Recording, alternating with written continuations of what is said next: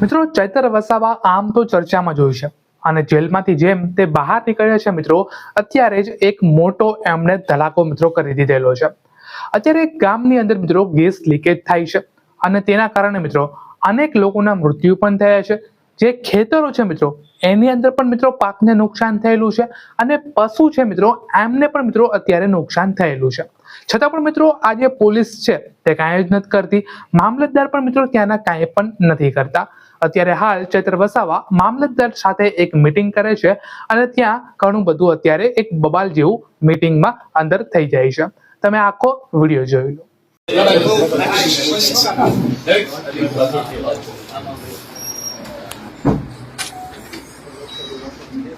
થોડા આગળ પાછળ થઈ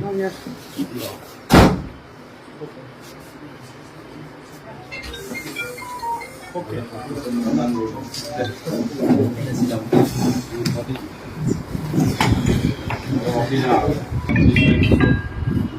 અને જે પ્રકારે ગુજરાત ફ્લોરોકેમિકલ કંપનીમાં ભૂતકાળમાં પણ એવી ઘણી ઘટનાઓ ઘટી હતી. અમે 2021નો એમનો ઇતિહાસ પણ જોયો.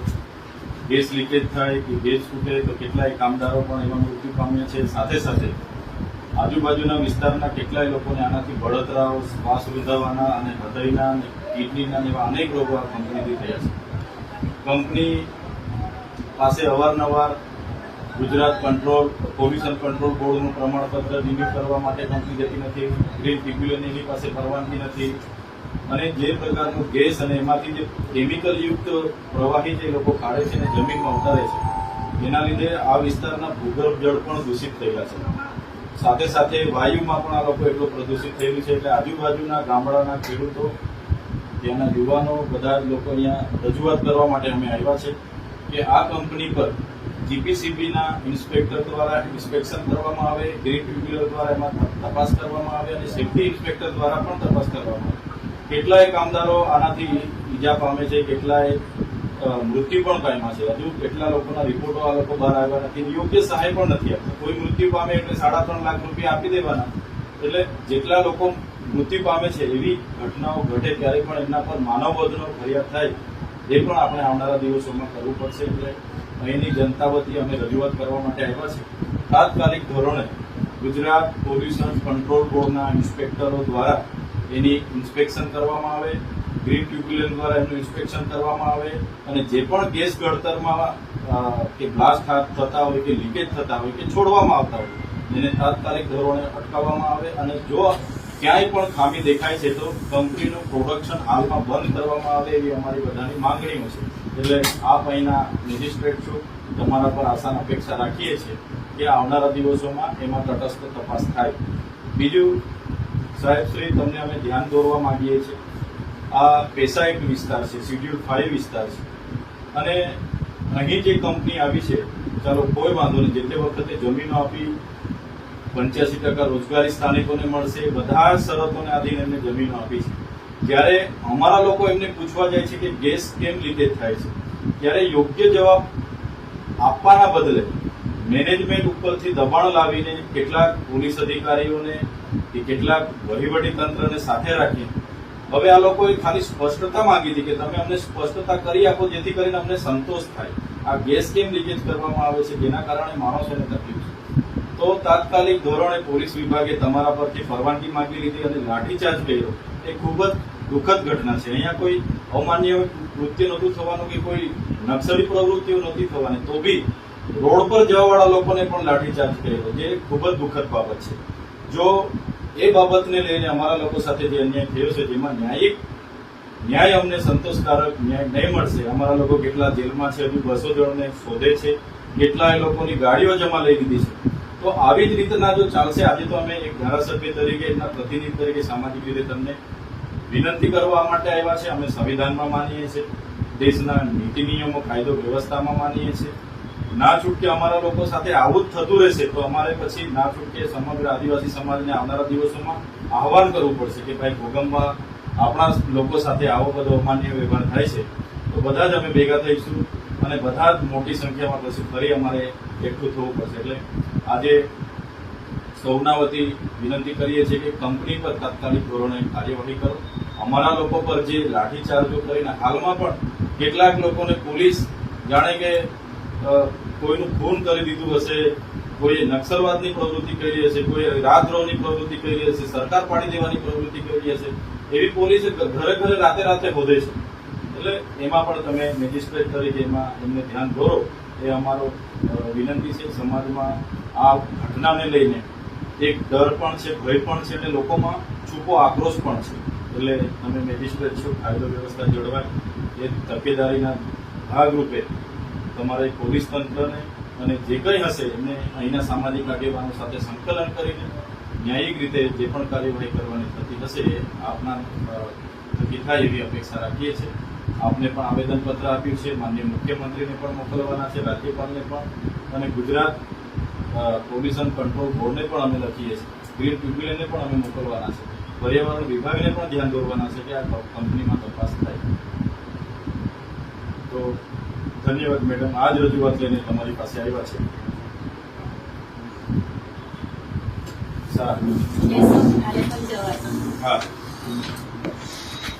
ચાલો મિત્રો આપણે બહાર જતો ચાલો આપણે બહાર નગર ખાતે જે ગુજરાત ફ્લોરો કેમિકલ કંપની ચાલે છે એ કંપનીમાં 30/9 રોજ જે પ્રકારના ઝેરી ગેસ અને કેમિકલ છોડવામાં આવ્યા એવા લોકોના સૂત્ર દ્વારા માહિતી મળી અને ત્યાં આપણા સામાજિક આગેવાનો સ્પષ્ટતા કરવા માટે ગયા કે કોઈ આકસ્મિક ઘટના તો નથી ઘટીને, કોઈ અંદર કામદારનું તો મૃત્યુ નથી થયું ને, જે ગેસ લીકેજ થયો છે એ ઝેરી પ્રકારના ગેસના કારણે આજુબાજુ વિસ્તારના લોકોના શ્વાસો રૂંધાતા હતા, બળતરાઓ થતી હતી. એવા લોકોની રજૂઆતોને લઈને એ લોકો ત્યાં ગયા અને ગેટ પર રહીને એમણે માત્ર એટલું કીધું કે મેનેજમેન્ટ બહાર આવીને અમારી સાથે સ્પષ્ટતા કરે કે આવી કોઈ આકસ્મિક ઘટના તો નથી ઘટીને. જે પ્રકારે 2021માં પણ અહીંના ઝેરી ગેસ લીકેજ થવાથી કેટલાય કામદારોના મૃત્યુ થયા હતા અને આ કંપનીમાં ભૂતકાળમાં પણ એવી ઘણી ઘટનાઓ ઘટી છે. જ્યારે પણ કોઈ મરી જાય છે તો એને માત્ર 3 લાખ 3.5 લાખ રૂપિયા આપીને આ કંપની છૂટી જાય છે. ત્યારે એની ગંભીરતાને ધ્યાને લઈને આપણા સામાજિક આગેવાનો ત્યાં રજૂઆત કરવા માટે ગયા હતા.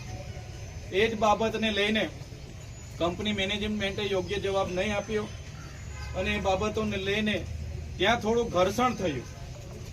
એકબીજા સાથે એ સમજાવટમાં એ કંઈ પણ ત્યાં ઉપસ્થિત થયું અને પોલીસે મેજિસ્ટ્રેટની પરવાનગીથી લાઠીચાર્જ કર્યો. એમાં ઘણા લોકોને ઈજાઓ થઈ છે, ઘણા રસ્તે ચાલનારા લોકો પર પણ લાઠીચાર્જ કરવામાં આવ્યો છે એવું સૂત્રોએ અમને કીધું. ત્યારે આ ઘોગંબા તાલુકામાં શાંતિ જળવાઈ રહે એવી શાંત તાલુકો હોવા છતાં આવી જ્યારે ઘટના ઘટે છે ત્યારે અમને પણ ઘણું દુઃખ થયું છે. ત્યારે આજે અમે એટલા માટે અહીંયા ઉપસ્થિત થયા છે કે આવી કોઈ પણ ઘટના આ વિસ્તારમાં નહીં ઘટે. સાથે સાથે જે કંપની આ વિસ્તારમાં છે, આ વિસ્તાર એ પૈસા એક્ટ અંતર્ગત શેડ્યુલ 5 એરિયામાં આવનારો વિસ્તાર છે. ત્યારે અહીંયા કંપની જે તે વખતે આવી ગઈ તો એ કંપની પર એના યોગ્ય પુરાવાઓ છે કે કેમ ગુજરાત પોલ્યુશન કંટ્રોલ બોર્ડ સમયાંતરે એનું ઇન્સ્પેક્શન કરે છે કે કેમ, ગ્રીન ટ્રિબ્યુનલના સમયાંતરે લોકોને રિન્યુ કરવામાં આવે છે કે કેમ, એવા અનેક પ્રશ્નો છે. ત્યારે આ કંપનીને હમણાં બંધ કરવામાં આવે એવી પણ અમે માંગણી અહીંયા કરી છે. કેમ કે આ કંપની દ્વારા જે પણ ઝેરી કેમિકલ યુક્ત અહીંયા પ્રવાહી છોડવામાં આવે છે જેના કારણે અહીંની ખેતીની જમીનોમાં નુકસાન થઈ રહેલું છે, અહીંનું ભૂગર્ભ જળ પ્રદૂષિત થઈ રહેલું છે, આ વિસ્તારમાં જે પણ ઉપરના નદી નાળાના જળ છે પ્રદૂષિત થઈ રહેલા છે. ત્યારે આ જળ પ્રદૂષણ અને વાયુ પ્રદૂષણ ફેલાવતી આ કંપનીમાં તાત્કાલિક ધોરણે ઇન્સ્પેક્શનો કરાવવામાં આવે. સેફટી ઇન્સ્પેક્ટરો, જીપીસીબીના ઇન્સ્પેક્ટરો, ગ્રીન ટ્રિબ્યુનલના ઇન્સ્પેક્ટરો, તમામ લોકો અહીંયા તાત્કાલિક ધોરણે ઇન્સ્પેક્શનો કરીને આને બંધ કરાવવામાં આવે એવી મામલતદાર સાહેબને અમે રજૂઆત કરી છે. સાથે સાથે અમને અહીંયા આવ્યા પછી જાણવા મળ્યું કે કેટલા લોકો ત્યાં માત્ર જોવા માટે ગયા હતા. કેટલાક યુવાનો તો એવા છે કે જે ભણે છે, એમને ખબર પડી તો શું થયું છે, કેટલાક રસ્તે આવતા જતા ઉભા રહીને જોતા હતા. એવા લોકોના પણ નામ પોલીસ દ્વારા નાખી દેવામાં આવ્યા છે.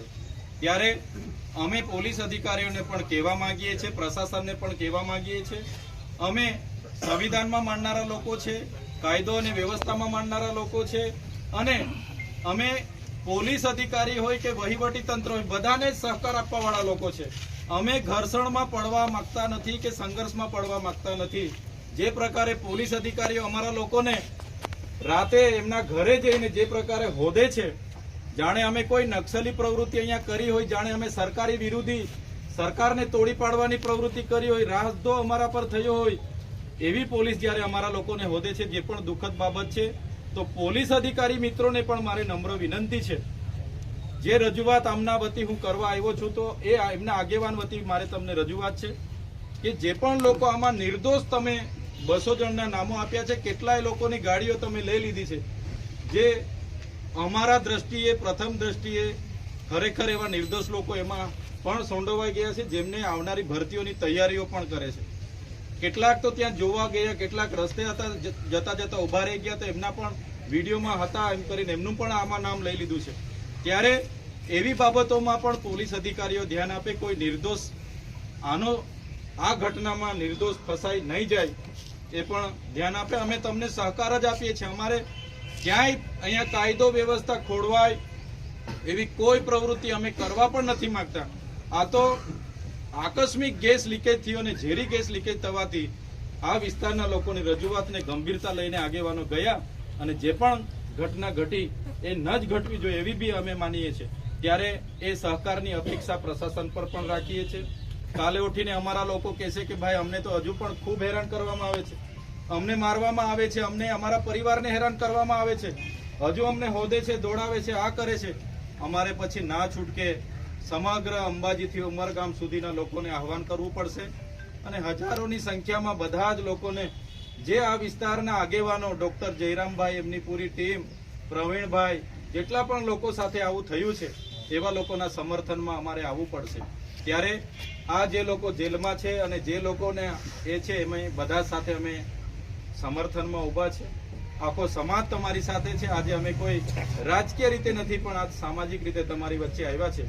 ત્યારે આ રજૂઆત અમે મામલતદાર શ્રીને કરી છે, અને અમને દિન 15માં યોગ્ય એનો જવાબ મળે એની પણ અમે એમને આશા વ્યક્ત કરી છે. ત્યારે જો દિન 15 પછી યોગ્ય જવાબ નહીં મળશે તો ફરી આપણે ભેગા થવાનું થશે. ત્યારે અંબાજીથી ઉમરગામના તમામ આગેવાનોને અહીંયા બોલાવીશું, અને એમના સમર્થનમાં કોઈ મોટો કાર્યક્રમ પણ કરવાનો થશે તો કરીશું. આ જ અપેક્ષા સાથે આજના જે પણ 30 તારીખની ઘટના હતી, એમના પરિવારના લોકોનું મનોબળ મજબૂત થાય, એમની સાથે આપણો બધાનો સહકાર દેખાય, એના માટે આપણે બધા અહીંયા ઉપસ્થિત થયેલા તમામ યુવાનો, વડીલો, માતા બહેનો, મીડિયાના મિત્રો, પોલીસ મિત્રો, વહીવટી તંત્રના લોકો, બધા જ લોકોનો હું આજના પ્રસંગે બધા વતી આભાર માનું છું. હવે પછીનો કાર્ય